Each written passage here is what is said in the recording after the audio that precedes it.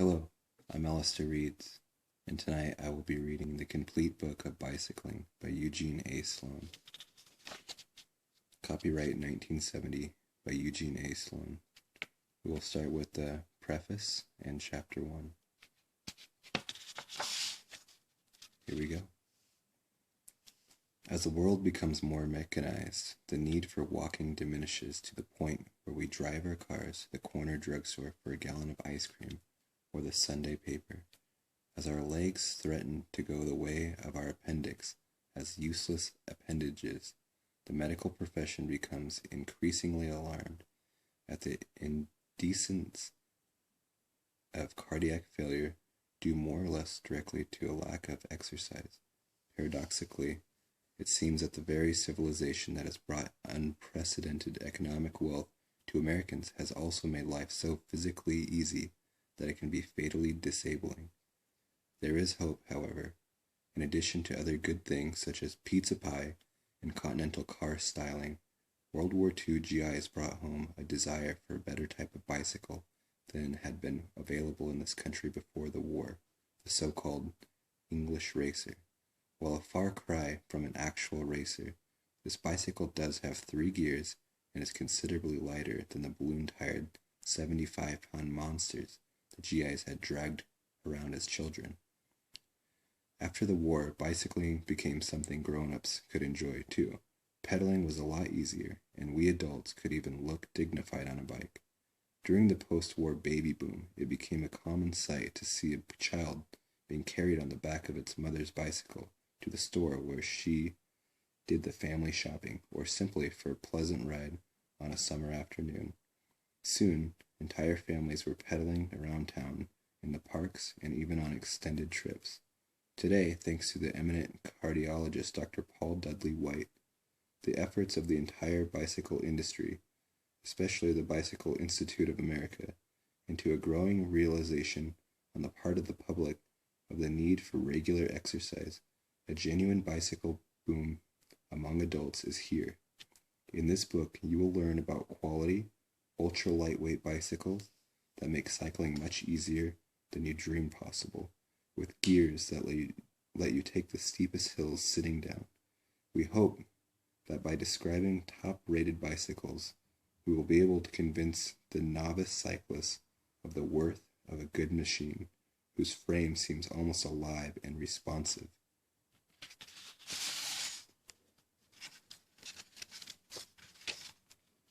Thrust of the leg muscles. A fine bicycle can become a part of you, an extension of your torso and your arms and legs. Its 10 or 15 gears will shift instantly and surely, and its brakes will stop you safely and smoothly. For experienced cyclists, the book offers tips for maintaining all kinds of bicycles and guides to aid you in the selection of everything from the bicycle itself to accessories, tools, and camping equipment.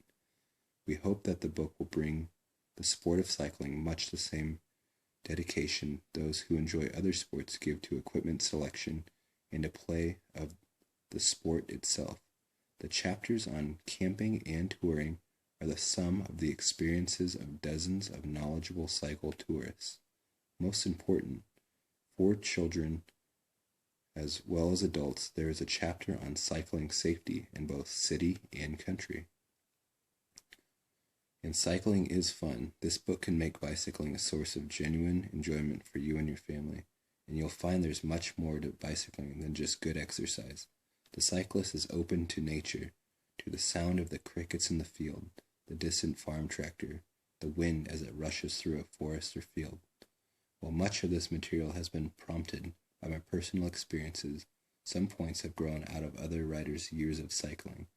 I'm particularly indebted to and want to dedicate this book to the late Oscar Waston Sir Chicago, one of the last great custom bicycle builders in the United States, Gene Porteous of Detroit, Michigan, an American Olympic cycling team coach, Dr. Clifford Graves of La Jolla, California, president of the International Bicycle Touring Society, Paul Schwemmler of Whittier, California, 1967 to 68, Southwestern Vice President of the League of American Wheelmen, and a veteran camper, Dr. G. Douglas Talbot of Kettering, Ohio, director of the Paul Dudley White Research Laboratory, L. Stiller of Chicago, Jim Rossi, twice United States National Cycle Racing Champion, Peter Hoffman of Bicycling Magazine, formerly American Cycling, Fred DeLong of Hatboro, Pennsylvania, and my good friend Robert Walgren of Minnetka, Illinois, whose extensive library of old books and magazines on bicycling was of inestimable help in writing the chapter on history. The Complete Book of Bicycling. Chapter 1. Cycling Your Way to Better Health. The right kind of physical exercise can add years to your life. It can also make you feel better daily and prepare you to compete in today's demanding world, where sheer stamina and resistance keep one out front. The right kind of exercise, according to Dr. Paul Dudley White, is sustained for at least an hour and is vigorous enough to produce a mild sweat. Cycling is just such exercise. A number of studies have been made to determine the relationship between cycling, exercise, and health. A quick review of these facts will, I'm sure, convince you of the importance of exercise. First, however, I must say a word about conditioning. No beginner should hop on a bicycle and pedal 15 or 20 miles at top speed right away. Everyone, however, even octogenarians, can do this if they keep themselves in good physical condition. According to Dr. Clifford L. Graves, a well-known cycling expert, a trained cyclist in good physical condition should be able to ride 25 miles in between an hour and a quarter and an hour and a half, no matter what his age. Records of the Veterans Time Trial Association, a time trial is a race against the clock, show that 72-year-old Billy Steer rode a 25-mile time trial in 1 hour, 14 minutes, 17 seconds, and when he was 74, rode 190 miles in 12 hours at 64 EA, but covered 439 miles in a 24-hour trial. Every year, the Cyclist Touring Club of England holds a century, which is 100 miles, ride for men over 50 and women over 40, in which hundreds of people participate. In 1966, the oldest rider, who was 85, completed the 100-mile run without pain or strain. With all this amounts to, says Dr. Graves, is that a healthy person can engage in vigorous physical activity well into his old age.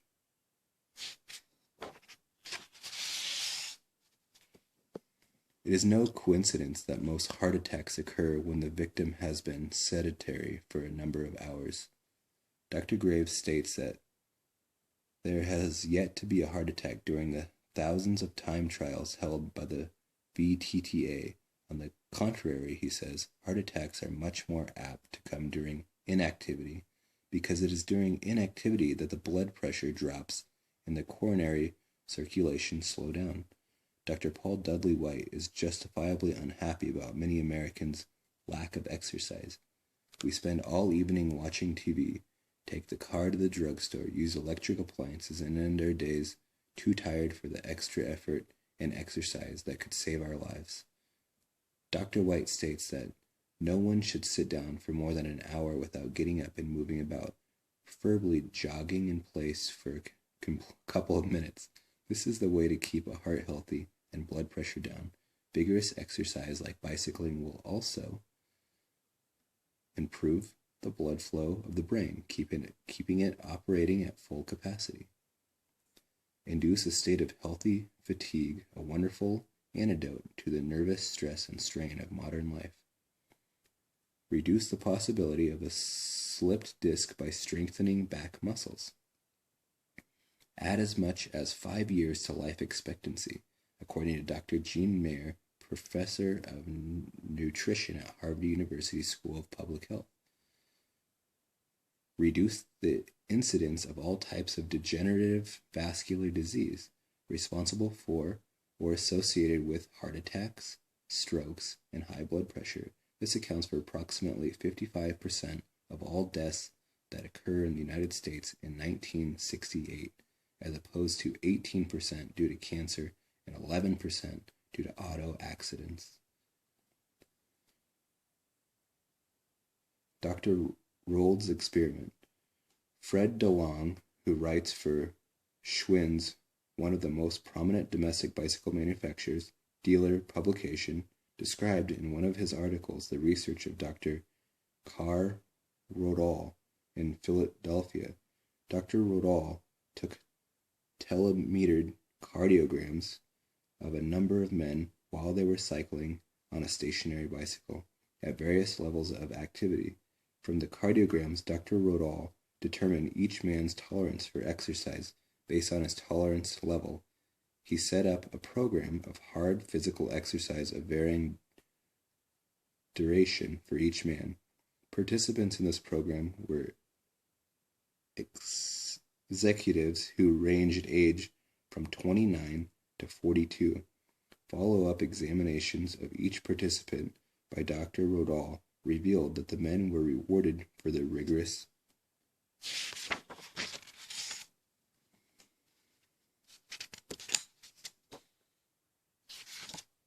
regimen, with as high as 10% overall increase in physical capacity. Pulse rates were better, and the executives reported that they were more alert on the job and had more energy left for home activities. They all agreed that physical deterioration, so common to men over 30, had in their cases not only been checked but reversed. Fatigue and exercise. We all have read about fatigue that comes about with no apparent physical cause. How many times have you come home exhausted after a hard day at the office, where all you did was sit hour after hour at your desk? And how often do women complain to their husbands of feeling tired all the time? Nothing fights fatigue after a tension-filled day in the office or around the house better than getting on a bicycle and pedaling for all you are worth. Dr. Theodore Klump of New York, specialist participating in an American Medical Association's panel on geriatrics, stated, "Fatigue is the greatest obstacle to a happy, useful life for oldsters. Its best antidote is physical activity when one feels tired. Over and over again, it has been demonstrated that physical activity at the end of a tiring day brings a degree of freshness and renewed energy that nothing else can equal." In a recent study of fatigue showed that this is a primary complaint of executives. In a survey of 165 top-level executives, 43% said they often feel tired. They ascribe their fatigue to job pressure, 61%, increasing age, 46%, the excessive workload, 25%. Dr. John E. Vaughn, vice president of Farley Dickinson University, observes that some executives feel 30 years old at 9 a.m. and 60 at 5 p.m. Other observers of executives' life note that the ability to build up and keep a full head of steam all day long is crucial if job and career goals are to be met. Therefore, regular exercise on a bicycle not only can prolong your life, it can also promote your career. A word about physiology. Why does exercise promote health? Let's look for a moment at the heart and lungs. The heart. The heart is a fantastically efficient machine. It pumps 5.2 quarts of blood in a minute in a person at rest. It can pump as much as 31.7 quarts a minute during exercise. The blood is a transport vehicle that carries off wastes and supplies nutrients to muscles and other tissues. Arterial sclerosis and exercise.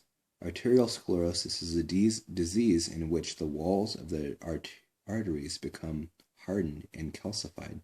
In extreme cases, the arteries become pipe-like, bone-like tubes. Hardening of the arteries begin at birth, but exercise helps delay its progress. Blood that flows rapidly will not permit deposits to settle in the walls of the blood vessels as quickly as blood that flows slowly. Take a pipe 2 millimeters in diameter. If this pipe can pass 1 cubic millimeter of water, a pipe twice that diameter, 4 millimeters, can pass 16 times that amount. The resistance to flow in a pipe is inversely proportional to the fourth power of the pipe diameter, all of which simply means that a very small decrease in the diameter of your veins and arteries due to calcification will result in a great decrease in the amount of blood these vessels can carry. To compensate, the heart must pump harder and the blood pressure goes up. High blood pressure is a common cause of stroke or rupture of a blood vessel in the brain. Atherosclerosis. Atherosclerosis occurs when fatty substances are deposited on the lining of the blood vessels. This is why a low-fat diet is advisable in middle and old age. The fatty deposits come in contact with the flowing blood and can start a blood clot, which, in turn, may plug up the arteries that feed the heart. This plugging of the coronary arteries, thrombosis, is a major cause of heart attack. Such a blood clot may also block arteries that lead to the kidneys and cause kidney damage, or it may block an artery in the brain and cause a stroke. Exercise, by keeping the blood flowing swiftly, helps prevent these dangerous symptoms. The respiratory system. One measure of lung efficiency is vital capacity, the difference between the maximum amount of air that can be taken into the lungs and the maximum amount forced out. Your ability to breathe deeply depends on the strength of your respiratory muscles. Exercise strengthens respiratory muscles and, by inducing regular, deep breathing, can help vital capacity high. Weight control. You can also use your exercise program to get rid of excess weight. The only problem here is that after a brisk bicycle jaunt, people tend to overeat. They rationalize using the exercise as an excuse. I admit that there's nothing like a bicycle ride to make a person wolf down a meal, but if exercise is going to help control your weight, you must use self-control. Remember that next to cycling, the best reducing exercise is placing both hands firmly on the edge of your dinner table and pushing hard. Calories and exercise. Let's consider the relationship between caloric intake and exercise. For a medium-sized male, 5 feet 9 inches tall, a reasonable weight would be 150 pounds. You probably know your own weight, best weight. Multiply your optimum weight by 20 and you have about the number of calories you should consume daily with light work or moderate exercise. For the medium-sized man, this would be 150 by 20 or 3,000 calories per day. Mild cycling uses up an average of 5 calories per minute or 300 calories per hour. Vigorous cycling, which you need to do to go up a hill, will use up approximately 10 calories per minute or 600 per hour. Cycling regimen. As I have already cautioned, if you are not used to strenuous exercise, take it easy on bicycling in the beginning. Do not tackle a cycle tour without conditioning yourself first. Keep your bicycle in the lowest or next to lowest gear and ride slowly without strain, 3 or 4 miles a day for 2 or 3 weeks. Build up your cycling stamina gradually by increasing your daily rides by 2 or 3 miles each week. If you are in good health, and you should have a complete physical every year, to be sure about this, you will probably find that 10 miles or so a day will keep you fit and trim. Winter exercise. If you live in what is laughingly called the temperate zone, skating, skiing, and just plain dog trotting are all fine winter workouts to keep you fit when ice and snow on the streets make cycling too difficult and dangerous. Cycling, skating, and skiing are complementary sports, each keeping you fit for the other. There will be days during the winter when the weather is so bad or your schedule so limited that you do not have time to go outside for exercise. When this happens, there are a number of good bicycle-like exercisers on the market. I prefer the Model 960 Ergo Metricycle, made by Jonas Ogland of Sandnes, Norway. When using this or any similar exerciser, set the load, which should be adjustable, to a level at which you can feel resistance and pedal at your normal cadence, 65 to 85 pedal revolutions per minute, for 3 or 4 minutes. Rest for the same period, then pedal another 3 or 4 minutes. Repeat this for about 20 minutes. Starting training by following this program twice a week for 2 weeks, increasing frequency to 3 times a week for the next 2 weeks. And thereafter, exercise 4 times a week. Finish each session by flexing your muscles lightly, or ride for 10 or 12 minutes at a time in front of the television set. The noise level of the Ogland unit is low enough to permit fast and furious use without interfering with TV viewing. This machine is fitted with SKP ball bearings and a special tire to keep the noise low. The Ogland unit costs around $50. Write Jonas Ogland, Agdersklept, Sandnes, Norway. Schwinn, too, makes a good bicycle exerciser with built-in speedometer, mileage indicator, and adjustable pedal resistance. It lists for about $72 and is available from Schwinn dealer. A word of caution about home fitness equipment. Forget about any gadget that purports to condition or tone your muscles without work.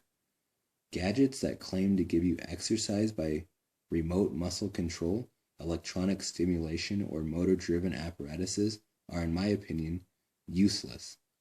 You've got to move those muscles yourself. Save the money these gadgets cost and buy a good bicycle exerciser that you pedal yourself. If you can't find the Ogland or Schwinn units, test out the exerciser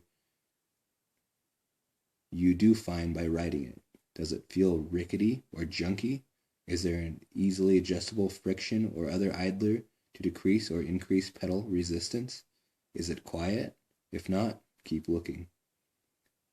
What isn't exercise?